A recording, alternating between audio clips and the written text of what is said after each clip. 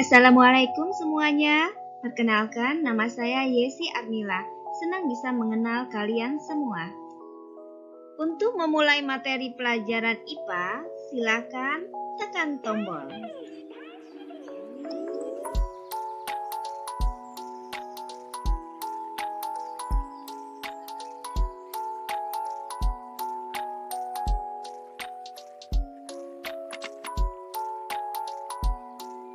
Silakan klik menu.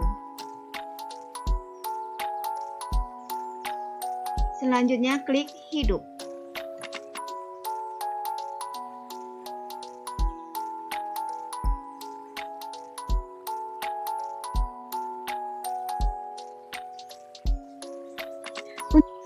Untuk mengetahui informasi selanjutnya, silakan kalian tekan tombol reproduksi vegetatif tumbuhan atau reproduksi vegetatif hewan atau reproduksi generatif tumbuhan atau reproduksi generatif hewan.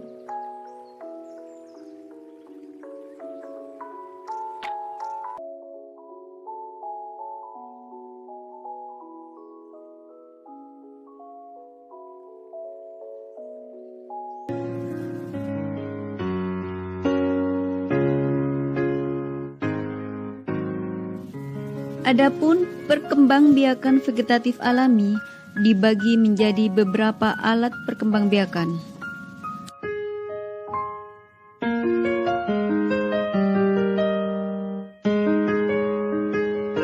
Satu, tunas. 2, tunas daun. 3, umbi batang. 4, umbi lapis. 5, umbi akar. 6, akar tinggal atau rizoma, dan geragi atau stolon. Berikut contoh perkembangbiakan pada tunas, yaitu pohon bambu dan pohon pisang. Pada pohon pisang dan pohon bambu, batang yang ada di dalam tanah akan tumbuh tunas.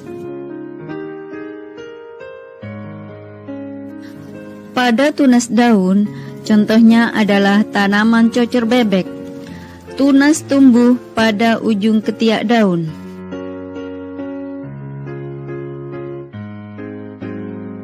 Umbi batang, contohnya kentang.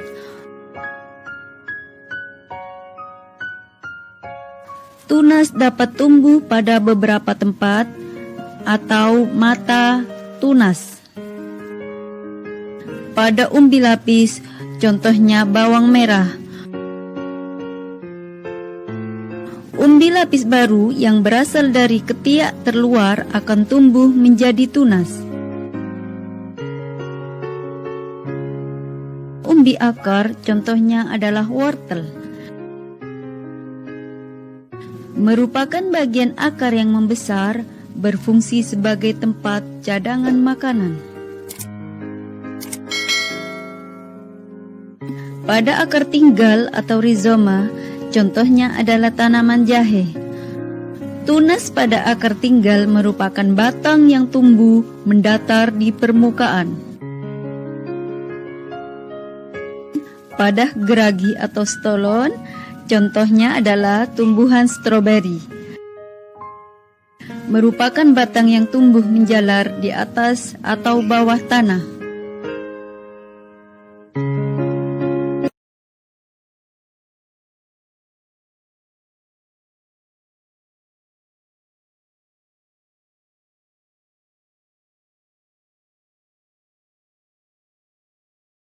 Cara hewan melakukannya.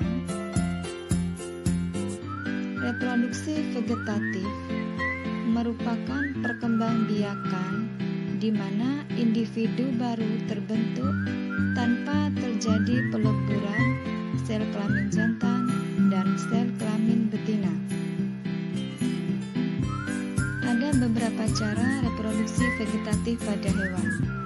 Cara pertama yaitu dengan pembelahan biner. Cara kedua, pembelahan ganda. Yang ketiga, dengan cara tunas. Dan yang keempat,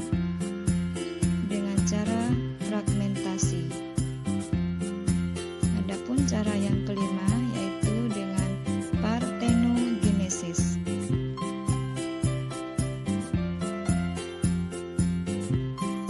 Pembelahan biner. Pada pembelahan biner, dari satu individu membelah secara langsung menjadi dua sel anak. Contohnya ini terjadi pada Euglena, amoeba. Silakan dilihat pembelahan pada Euglena.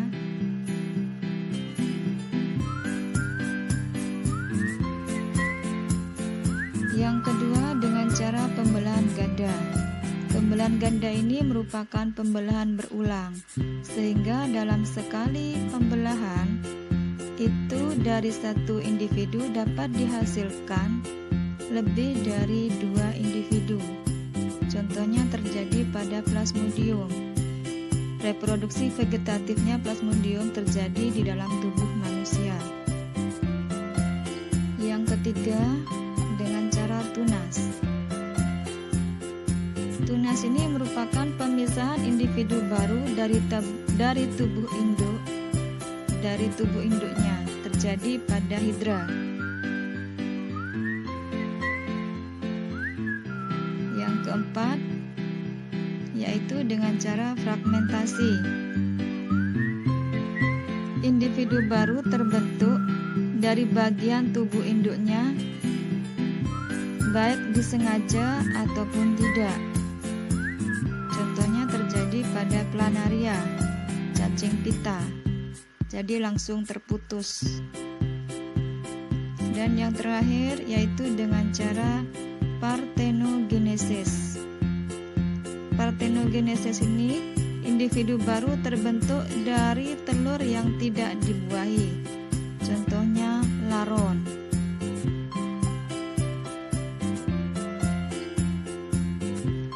Terima kasih dan mohon maaf jika ada kekurangannya.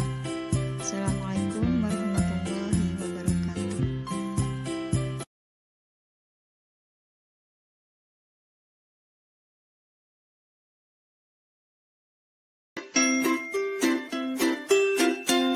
Halo teman-teman, kali ini kita akan mempelajari proses penyerbukan pada tumbuhan generatif.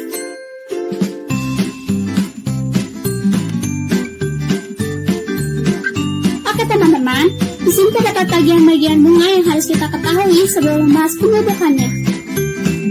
Ini adalah tangkai bunga. Ini adalah dasar bunga. Ini adalah kelopak bunga. Ini adalah kepala putih. Ini adalah tangkai putih. Ini adalah benang sari. Ini adalah bakal buah. Ini adalah mahkota bunga. Oke teman-teman, sekarang kita mulai dengan penyerbukan yang dibantu oleh angin. Padi merupakan tumbuhan yang sering-seringnya mudah terbawa angin, maka seringkali proses penyerbukannya dibantu oleh angin. Nah, ini adalah padi yang belum memiliki buahnya, yaitu masih memiliki benang sari. Ketika angin berhembus dan melewati benang sari, maka serbuk sarinya terhempas, maka ada serbuk sari yang jatuh ke putik. Dan serbuk yang telah jatuh di putik akan turun ke ovarium. Setelah itu, beberapa waktu ke depan, benang sari yang penutupnya akan rontok. Lalu tumbuhlah buah padi. Nah, begitulah proses penyerbukan pada padi oleh angin.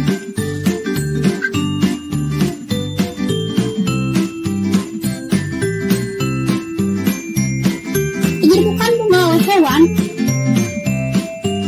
Yang pertama ada lebah, ada burung, dan kelelawar. Teman-teman, yang pertama kita akan melihat penyerbukan dengan bantuan lebah.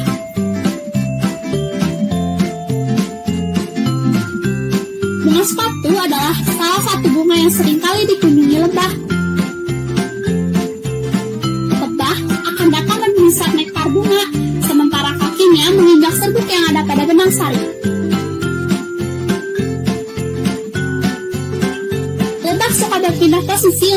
mencari-cari nektar, sehingga kakinya yang telah menginjak serbuk sari akan mengenai putik bunga. Lalu serbuk sari akan menyerap ke dalam, hingga akhirnya serbuk sari akan bertemu dengan bakal buah. Proses berikutnya adalah bakal buah akan berubah menjadi biji. Setelah itu, mahkota dan benang sari akan rentok dan tumbuhlah buahnya. Oh iya teman-teman, penyerbukan oleh serangga tidak hanya dilakukan oleh lebah, tapi bisa juga dengan kumbang, dengan kupu-kupu, dan juga semut. Oke teman-teman, sekarang kita akan melihat penyerbukan bunga oleh kelelawar.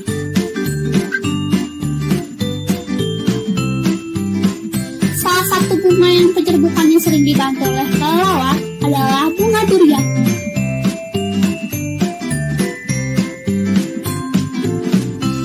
Sama seperti serangga, kelelawar mengkonsumsi nektar yang ada di bunga teman-teman.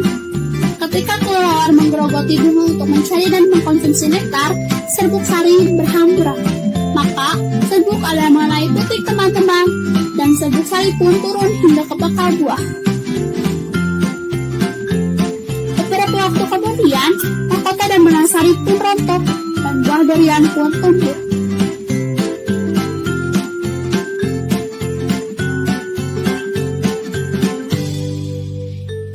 Saat ini, kita akan melihat penyerbukan yang dibantu oleh burung. Pada penyerbukan oleh burung, kita akan ambil contoh bunga dadap. Burung-burung kecil seringkali melakukan penyerbukan bunga. Contohnya adalah burung kolibri. Sama seperti jenis hewan lain, kolibri pun mengonsumsi nektar dari bunga. Saat kolibri mencari-cari nektar untuk dikonsumsi, maka serbuk sari terhambur. Dan ada serbuk sari yang turun ke putik. Lalu, serbuk sari menyerap sampai ke bakal buah. Beberapa waktu kemudian, mahkota dan benang sari rontok dan tumbuhlah buahnya.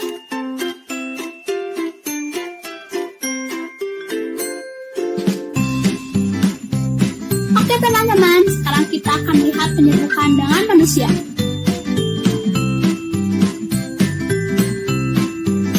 Nah, di sini kita akan melihat contoh penyerbukan dengan manusia pada bunga vanila. Membutuhkan kayu yang lancip untuk merobek bunga vanila. Pertama, kita harus mencari benang sari lalu robek mahkota hingga terlihat benang sari secara utuh. Lalu ambil serbuk sari dan tempelkan ke putik.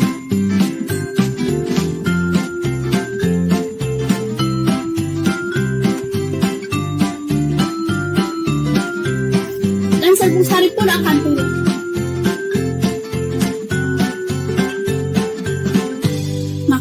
Serbuk sari pun bertemu dengan bakal buah.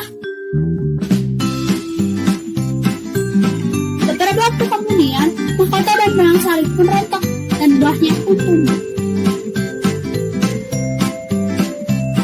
Oke, sekarang kita memasuki penyerbukan bunga yang dibantu oleh air. Penyerbukan bunga oleh air bisa disebabkan oleh hujan dan cipratan air. Untuk penyerbukan oleh air ini, kita ambil contoh pada bunga seroja. Ketika ada air atau hujan yang mengenai benang sari hingga jatuh ke putih, maka terjadilah proses penyerbukan. Dan serbuk sari masuk ke dalam putik hingga ke bakal buah. Beberapa waktu setengahnya, mahkota dan benang sari pun rontok, dan buah seroja pun tumbuh. Yang terakhir, kita membahas jenis-jenis penyerbukan. Jenis-jenis penyerbukan itu ada 4 macam. Yang pertama adalah penyerbukan sendiri. Lalu, penyerbukan serumah.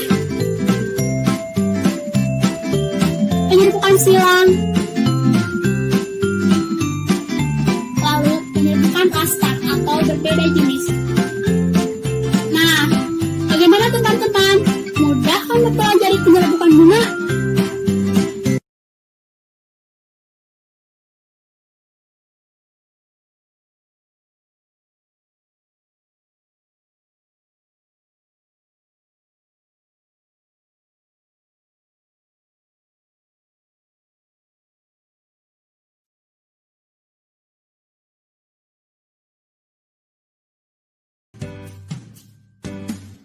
perkembangbiakan generatif adalah perkembangbiakan yang didahului oleh peleburan sel kelamin jantan dan sel kelamin betina. Yang mana perkembangbiakan generatif disebut juga dengan perkembangbiakan secara kawin.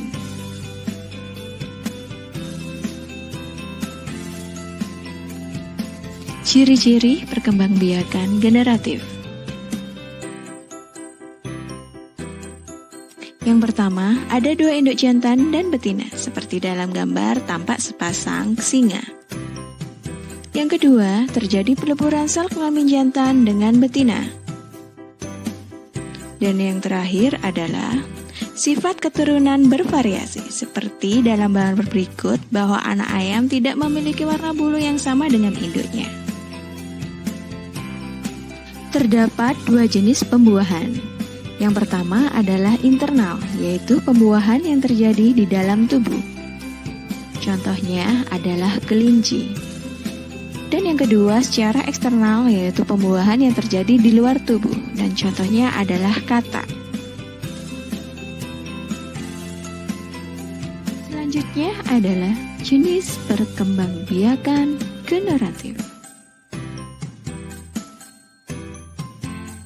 Yang pertama adalah ovipar.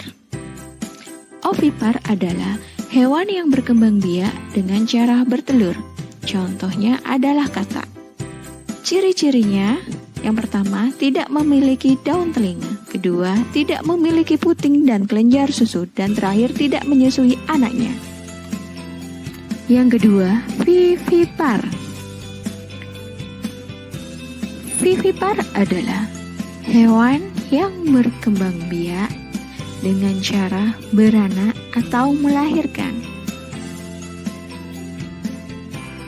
Seperti contoh dalam gambar adalah sapi. Ciri-cirinya, 1. Memiliki puting susu dan kelenjar susu, serta menyusui anaknya. Kedua, memiliki daun telinga.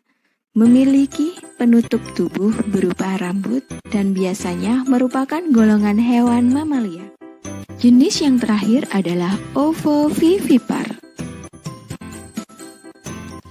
Ovovivipar adalah hewan yang berkembang biak dengan cara bertelur dan beranak.